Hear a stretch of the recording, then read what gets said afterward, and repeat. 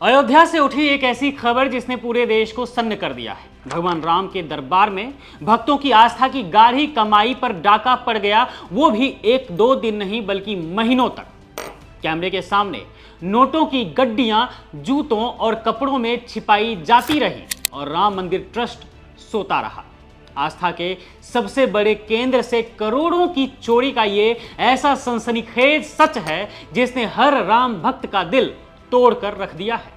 और अब इस महाविवाद के बीच पूर्व महासचिव चंपत राय ने अपना मौन तोड़ा है। उन्होंने राम भक्तों के नाम एक चिट्ठी जारी कर साफ कह दिया है कि उनके खिलाफ दुष्प्रचार किया गया है, लेकिन वो सही वक्त पर एसआईटी की अंतिम रिपोर्ट आने के बाद सारे सबूतों के साथ मुंह खोलेंगे।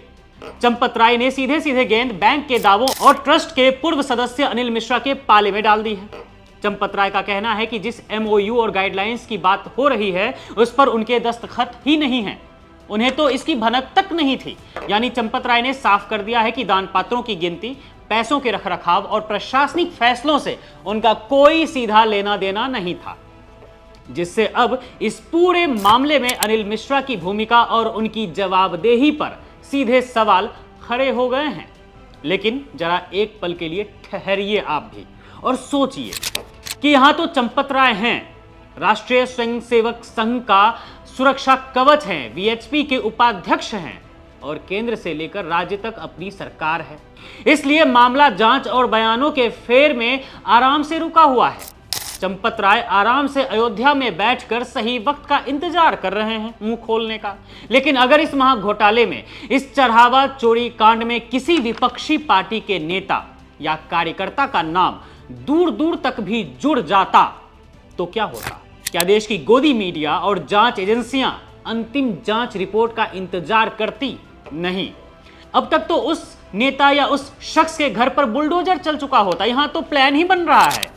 ईडी और सीबीआई की टीमें रात भर छापेमारी कर रही होती और विपक्ष को रामद्रोही घोषित करके जेल की सलाखों के पीछे डाल दिया गया होता। क्या सत्ता पक्ष तब भी इतनी ही शालीनता और धैर्य दिखाता जैसा वो आज अपने लोगों की लापरवाही पर दिखा रहा है? खैर, अब हकीकत देखिए।